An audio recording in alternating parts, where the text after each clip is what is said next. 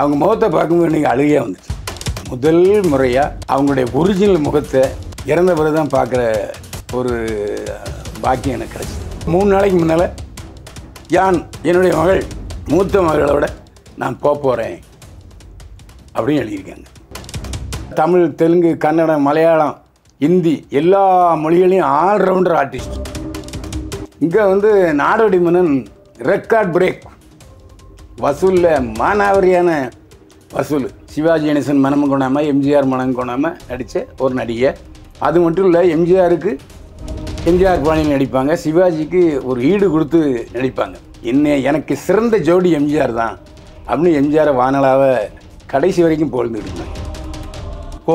கோபால் அந்த ஒரு டைலாக் இன்னை வரைக்கும் மறக்க முடியல. இதயம் முழுக்க என்னுடைய கணவர் வருஷா தான் இருக்கார், அந்த இடத்துல இன்னொருத்தர் எப்படி வைக்க முடியும் சொல்லி மரணம் செய்யாமல் வாழ்ந்து விட்டார். இதன் காரணமாக மகனுக்கும் மகளுக்கும் தேவையான அளவுக்கு சொத்து எழுதி வச்சுட்டு மீதி சொத்துக்கள் பூராத்தையும் தன்னுடைய இறந்த மகள் நினைவாக அனாதை இல்லங்களுக்கு எழுதி வச்சுருக்காங்க. உயிர் எழுதி வச்சுருக்காங்க. அது இவங்களுக்கு பிடிக்கல. அவங்களுக்கு சாவு நல்ல சாவு, ஆனால் மன உளைச்சல் இருந்திருக்கும்னு கண்டிப்பாக தெரியுது. புதிய சிந்தனை நேயர்களுக்கு வணக்கம். இன்றைய சிறப்பு நேர்காணலில் நம்முடன் இணைந்திருக்கும் சிறப்பு விருந்தினர் மூத்த பத்திரிகையாளர், மூத்த நடிகர் திரு பைலோன் ரங்கநாதன் அவர்கள். சார் வணக்கம். என்னை வாழ வைத்துக் கொண்டிருக்கும் யூடியூப் சேனல் நேயர்களுக்கு நன்றியும் வணக்கமும். அபிநய சரஸ்வதி, கண்ணெடுத்து பைங்கிலி என்று ரசிகர்கள் செல்லமாக அழைக்கக்கூடிய சரோஜா தேவி அவர்கள் நேற்று காலாமல் இருக்காரு. முதல்ல நமது சேனல் சார்பாக ஆழ்ந்த இரங்கலை தெரிவிச்சுக்கலாம். அவங்களுடைய ஆரம்பகட்ட சினிமா வாழ்க்கை எப்படி சார் இருந்துச்சு? ஆரம்பகட்ட சினிமா வாழ்க்கை அவங்க வந்து நடன நடிகையாக தான் உள்ளே வந்தாங்க.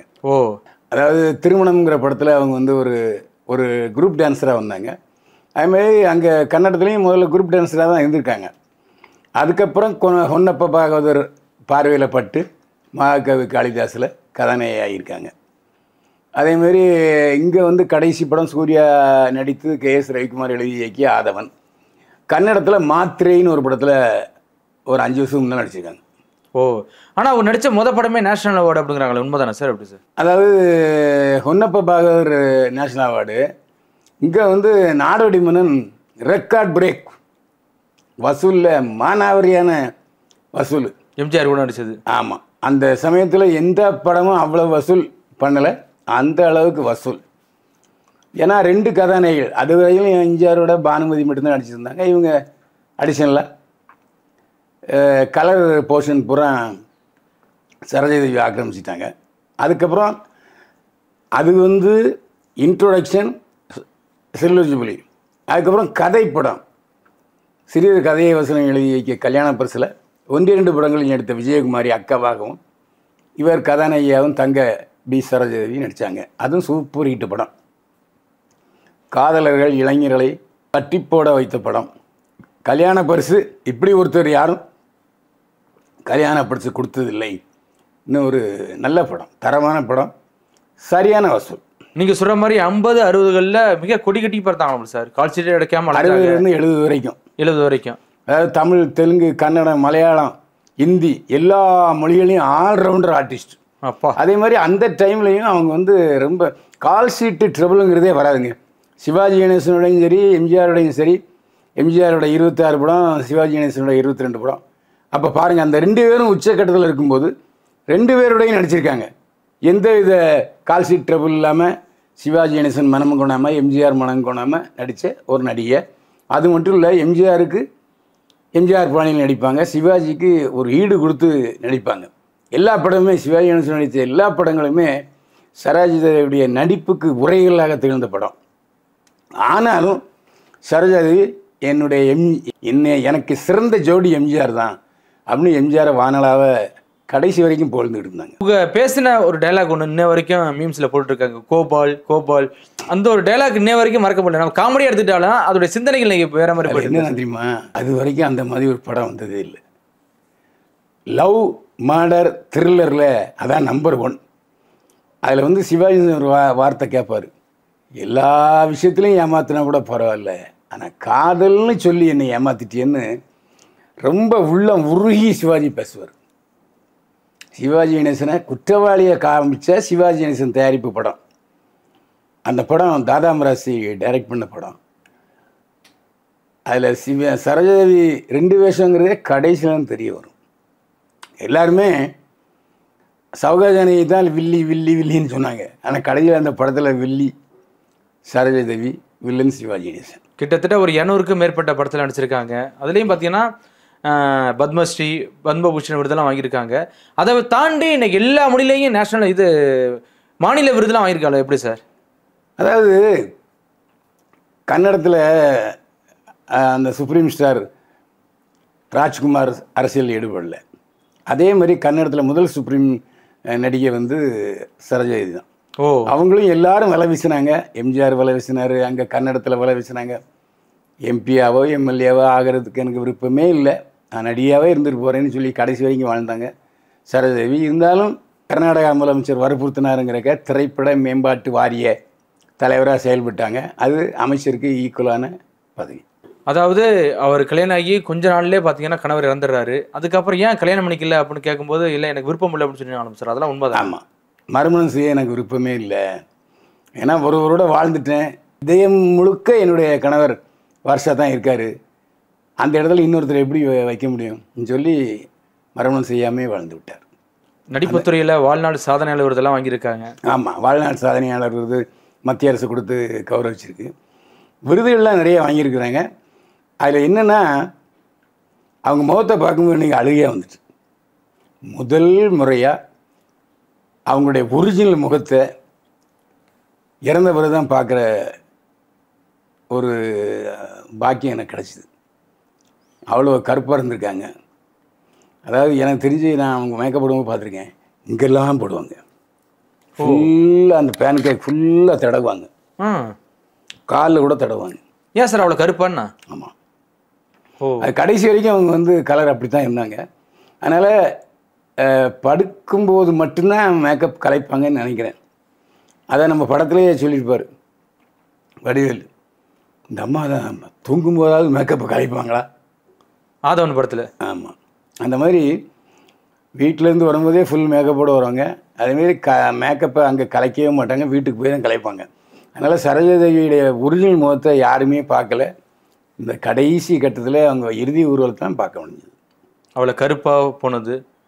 ஆனால் அந்த மேக்கப்போட அவருடைய நடிப்பு வந்து ரொம்ப பெருசாக பேசப்பட்டுச்சுல சார். ஆமாம், எந்த ஒரு கேரக்டர் கொடுத்தாலும் அவங்க அதுக்கு முன்னாலேயும் பார்த்தீங்கன்னா பின்னாலேயும் பார்த்தீங்கன்னா கருப்பாக இருக்கவங்க எவ்வளவு மேக்கப் போட்டாலும் தெரிஞ்சு போகும். ஆமாம், இவங்க போட்டால் மட்டும் தெரியவே தெரியாது. அதாவது சோகத்துக்கும் மேக்கப் உண்டு, சுகத்துக்கும் மேக்கப் உண்டு, லவ்வுக்கும் மேக்கப் உண்டு. நீங்கள் சிவாஜி கணேசன் நடிக்கும்போது அந்த பேத்தஸ் ரோல் பண்ணுவாங்க, ஆனாலும் எப்படி அந்த மேக்கப்பை குறைப்பாங்கங்கிறது நமக்கு தெரியாது. ஆனால் மேக்கப்போட நடிப்பாங்க. அப்படிப்பட்ட அதாவது அந்த சமயத்தில் நாட்டிய பேரொழின்னு பத்மினி இருந்தது காரணத்தினால இவங்க அபிநய சரஸ்வதி அப்படின்னு மாற்றிட்டாங்க. இல்லாட்டி இவங்களுக்கும் நாட்டிய பேரொழிங்கிற, ஏன்னா டான்ஸராக தான் அறிவுமானாங்க அவங்க. இப்போ நீங்கள் சொன்ன 60-70 காலகட்டத்தில் முக்கோண காதெல்லாம் சரோஜாதேவி மேலே இருந்துச்சாம்ல சார். எம்ஜிஆர் ஒரு பக்கம், சிவாஜி ஒரு பக்கம், ஜெமினி கணேசன் ஒரு பக்கம், 3 பேருமே ஏதாவது.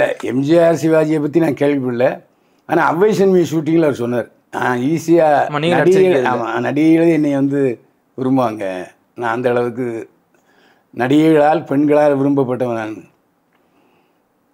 வைஜெயந்தி மேலே ட்ரை பண்ணேன், அவங்க அம்மா பக்கத்திலே விடலை, ஆனாலும் ஜஸ்ட்டு சைக்கிள் கேப்பில் என் ஆசையை முடித்தேன் அப்படின்னார்.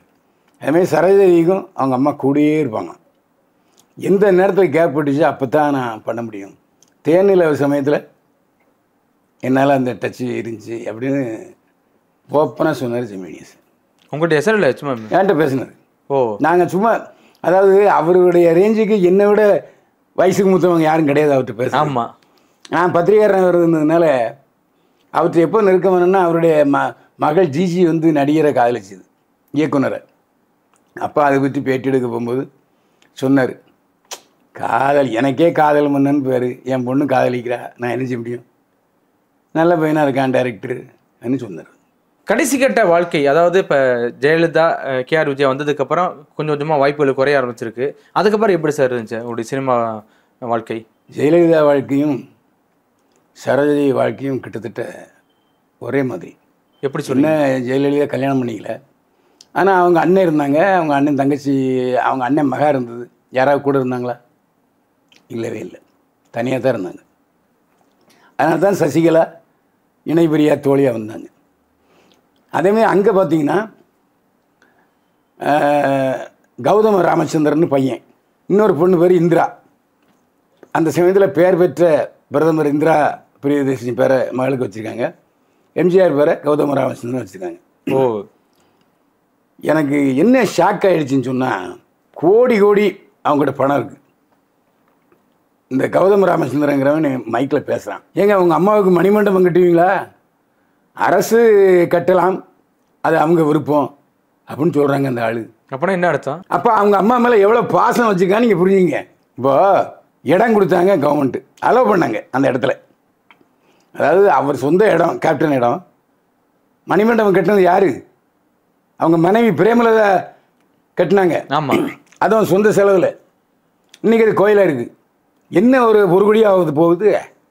ஒரு கல்லறை கட்டி சார் 200 படத்தில் நடிகை ஹீரோயினாக பண்ணியிருக்காங்க. எவ்வளோ மகன் எங்கே போய் அவங்க அப்பாவுக்கு மணிமண்டபம் கட்டியிருக்கான்? அவங்க இடத்துல அவன் சொந்த செலவு தான் கட்டியிருக்கான்.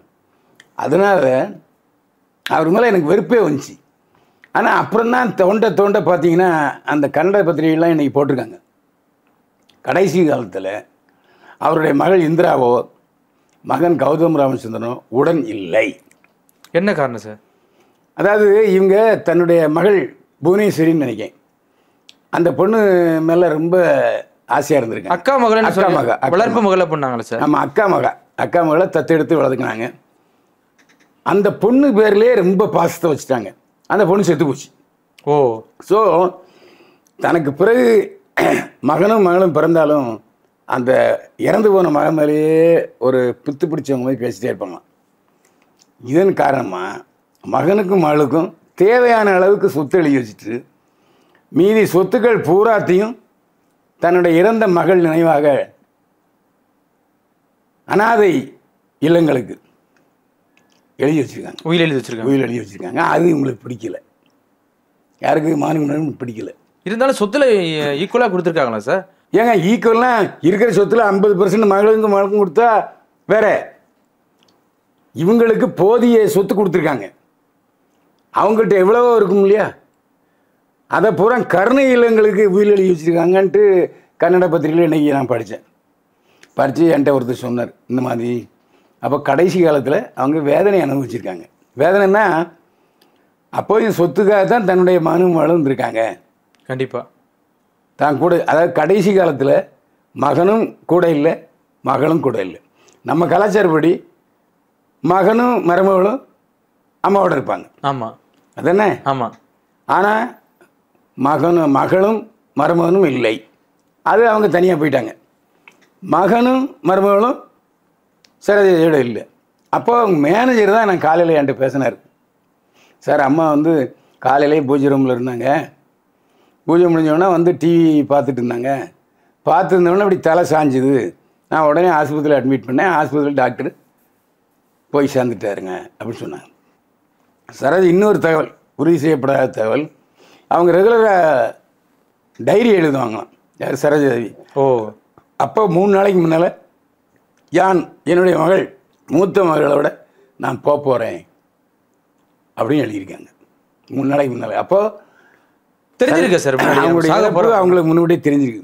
பொதுவாகவே அந்த இப்போ எங்கள் அப்பாவுக்கும் அந்த சொன்னாங்க, டேய் இன்னொரு 3 நாள் இருந்துட்டு போ, அதுக்கப்புறம் அம்மா கூட வருது 10 நாள், அந்த 10 நாள் நீ வந்து ஃபேமிலியோடு இருந்துட்டு போ, அதுக்கப்புறம் தான் சாமிகிட்ட போவேன்னு சொன்னார். அதே மாதிரி நான் உங்கள் அப்பா அப்படி ஆபத்தான நிலைமையில் இருக்கும்போது ஊருக்கு போனேன், சரியாயிட்டார். அப்புறம் 1 மாதம் இருந்து அம்மன் எல்லாம் கழித்து தான் அவர் போய் சேர்ந்தார்.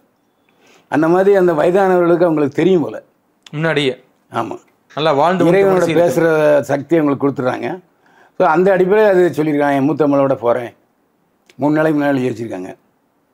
இப்போ அதாவது ஆனால் கடைசி நேரத்தில் அந்த வேதனை அடைஞ்சிருக்கும்பா இல்லை சார் கூட? இல்லை, அது யாருமே வேதனை யார்கிட்ட பகிர்ந்துக்கிட. இப்போ ஜெயலலிதாவுக்காக பகிர்ந்துக்கிடுறதுக்கு சசிகலா இருந்தாங்க. மேனேஜர்கிட்ட பகிர்ந்துக்கிட முடியுமா? இல்லை அவங்கள ஒரு நெருங்கிய தோழி அப்படின்னு யாரும் இல்லை. வேலைக்காரி மட்டும் தான் இருந்திருக்காங்க. வேலைக்காரிட்ட மனசு விட்டு பேச முடியாது இல்லை. அதனால் அப்படி அவங்களுக்கு ஒரு அதாவது அவங்களுக்கு சாவு நல்ல சாவு, ஆனால் மன உளைச்சல் இருந்திருக்கும்னு கண்டிப்பாக தெரியுது.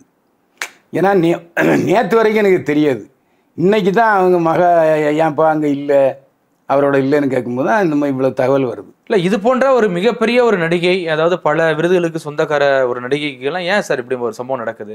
பல பேர் நான் கேள்விப்படுற பார்த்தீங்கன்னா நல்லா வாழ்ந்தாங்க, நல்லா உச்சத்தை தொட்டாங்க, கடைசி காலம் வந்து ரொம்ப ரொம்ப கேவலமாக போகுது, ரொம்ப மனவேதனையோட இறக்குறாங்களே அப்படின்னு சொல்கிறாங்க சார். அதெல்லாம் எப்படி சார்? ஒருவேளை அவங்க பாவம் செஞ்சுருப்பாங்களா என்னமோ நமக்கு தெரியாது. அதாவது இல்லை, பாவம்னு எப்படி சொல்கிறீங்க? உங்களுக்கு வந்த பணம் இருக்குது பார்த்தீங்களா, அதிகமாக வந்த பணம் உங்களுக்கு காப்பாற்றாது. உங்களுக்கு தேவையான பணம் வரும்போது உங்களுக்கு நிம்மதியாக இருக்கும். இல்லை, அதிகமான பணம்னு எதை சொல்கிறீங்க? வருமானம் தான். இப்போ உங்களுக்கு ஒரு வீடு தேவை, ஒரு கார் தேவை, ஒரு மாதத்துக்கு ஒரு 2 லட்ச ரூபா தேவை, இவ்வளோதானே மேக்ஸிமம். 2 லட்ச ரூபாய் மேலே செலவு பண்ணுவீங்களா? இருந்தாலும் புகழ் உச்சிக்கு வரும்போது அதற்கான சம்பளம் கொடுத்தானே ஆகணும். எங்க ரஜினியாக இருக்கட்டும், இன்னைக்கு பல பேர் அதானே வாங்குறாங்க. ஆமாம். அப்போ அவங்கெல்லாம் வந்து இப்போ வந்து நான் ஒரு ஆஸ்பத்திரி கட்ட போகிறேன்னு ஒரு 100 ஏக்கர் வாங்கி போட்டிருக்காரு ரஜினிகாந்த். வாங்கி போட்டு ரொம்ப நாள் ஆச்சு. எப்போ ஆஸ்பத்திரி அவர்கிட்ட போய் கேட்க முடியுமா? எப்போயே ஆஸ்பத்திரி கட்ட போகிற 100 ஏக்கர் வாங்கிட்டு இல்லை நீங்கள் அப்படின்னு கேட்க முடியாது. அந்த மாதிரி சொத்து எங்கெல்லாம் வாங்கி போட்டாங்கன்னு நமக்கு தெரியாது. அதில் கொஞ்சம் சொன்ன மாதிரி கொஞ்சம் தேவைக்கேற்ப மகளுக்கும் மகனுக்கும் கொடுத்துட்டு மீதி எல்லாத்தையுமே கருணையில் எங்களுக்கு எழுதிட்ட உடனே தான் மகனும் மருமகளும் அடவாமான்னு போயிட்டாங்க. பணம் தாங்க முக்கியமாக போயிடுச்சு. அதுக்கு வந்து அவருடைய சொத்து மட்டும் வேணும், ஆனால் அம்மா வேண்டாம். நீ பூரா சொத்து எனக்கு கொடுக்கல. இல்லை, என்ன இருந்தாலும் மகன் மருமகள் பேத்தி அவங்கெல்லாம் கூட இருந்தால் அந்த சந்தோஷம் வேறு. எக்ஸ்ட்ரா ஒரு கடைசியாக பணமாக ஒன்று காப்பாற்ற போகுதுன்னு சொல்லுவாங்க இல்லையா, அந்த மாதிரி தனியிலே இனிமேல் எப்படி காண முடியும்? புருஷன் செத்து போயிட்டான், 2வது கல்யாணம் பண்ணிக்கல. அதாவது அந்த சமயத்தில் என்ன நடந்ததுன்னு தெரியல. ஏன்னா கொஞ்ச நாள் நடிக்காம இருந்தாங்க. ஆமாம். அப்போ அவங்க குடும்பத்தில் என்ன நடந்துச்சு எது நடந்துச்சுன்னு நமக்கு தெரியல. அது 2வது அவங்க கன்னடத்துக்கு போயிட்டாங்க. அங்கே என்னென்ன நடந்துகிட்டு நம்ம தெரியாமல் போச்சு. அந்த சமயத்தில் இது நடந்ததாக இருக்கும். ஆனால் ஒன்று, கோடியாக சம்பாதிச்சாலும் சரி, நீ போகும்போது தனியாக தான் போகணும். எத்தனை கார் வாங்கியிருப்பாங்க, கடைசியில் வேனில் தான் போச்சு. வா, என்ன அவங்க நல்ல வேளை உயிரெழி வச்சாங்க. அவங்க புருஷன் கலற பக்கத்தில் என்னையும் போச்சிருங்கன்னு. ஸோ அந்த அடிப்படையில் ஹர்ஷா புதைக்கப்பட்ட பக்கத்தில் சரோஜாதேவி புதைச்சிருக்காங்க. அந்த இதில் அவங்க ஆன்மா சாந்தி அடைய வேண்டியது தான். ஆனால் அந்த பையன் பேசுனது எனக்கு பிடிக்கவே இல்லைங்க. ஒரு அம்மாங்கிற ஒரு பாசம் அவன்கிட்ட இல்லவே இல்லை, கொஞ்சம் கூட இல்லையே சார். நானும் அந்த இன்டர்வியூ கேட்டேன். அப்போது அரசு கட்டிக்குவாங்க அப்படின்னா எதுக்கு? அரசு மரியாதையா? ஆமாம். அவன் அம்மாங்கிற ஒரு கவலை அது அந்த பேச்சில் தென்படலையே. ஒரு அம்மா இறந்து போயிட்டாங்கன்னா எப்படி இருக்கும்? அது இல்லவே இல்லையே. வேற யாருக்கோ பிறந்தவங்க மாதிரி பேசுகிறான் பரதேசி. என்ன செய்ய, அவனும் மனுஷனும் பிறந்துட்டான், அவனும் சரோஜாதேவிக்கு மகன்னு சொல்கிறான், சரோஜாதேவி சொத்து அவனும் அனுபவிக்க போகிறான். ஆனால் அந்த ஒரு அவன்கிட்ட அந்த கவலையோ இதோ இல்லை. ஏதோ யாரோ ஒருத்தர் இறந்து போயிட்டாங்க, ஆமாம் மணிமண்டபம் அரசாங்கம் கட்டும், அதே மாதிரி ஆமாம் முதலமைச்சர் வர்றாங்க, ஆமாம் அரசு மரியாதைலாம் உண்டு, போலீஸாரெல்லாம் வந்துட்டாங்க, வேண்டாதமாக பேட்டி இப்படி எடுத்தெறிஞ்சு ஒரு ரிசீவ் பண்ணி பேசுகிற பேச்சா தெரியல. அது ரொம்ப வருத்தமாக இருக்குது. என்ன காரணம்னா, சரோஜாதேவி இறந்த வருத்தத்தை விட அவன் மகன் பேசின பேச்சில் நான் பட்ட துயர் தான் அதிகமான துயரம். அதே மாதிரி எவ்வளவு தான் அவங்க உயர்ந்த புகழும் நிறைய பணம் இருந்தாலும் கூட மக்களுக்கு கடைசி நேரத்தில் நம்முடைய உடலுடைய பாகம் உதவ வேண்டும்னு நினச்சிருக்காங்க. ஸோ கண் ரொம்ப பெர்ஃபெக்ஷனாக இருந்திருக்கு, கண் தானம் கொடுத்துருக்காங்க. அதே மாதிரி எடுத்து ஊர்வலம் தொடங்குறதுக்கு முன்னாடி அரசு ஆஸ்பத்திரியில் சரோஜாதேவியுடைய 2 கண்களையும் எடுத்துகிட்டு போயிட்டாங்க. இனிமேல் உலகத்தை சரோஜாதேவி யார் அந்த கண்களை பெறுகிறார்களோ அவர்கள் மூலமாக இந்த உலகத்தை பார்ப்பாங்க, வாழ்வாங்க. கண்டிப்பாக சார். தொடர்ச்சியாக பேசுவோம். மிக்க நன்றி சார்.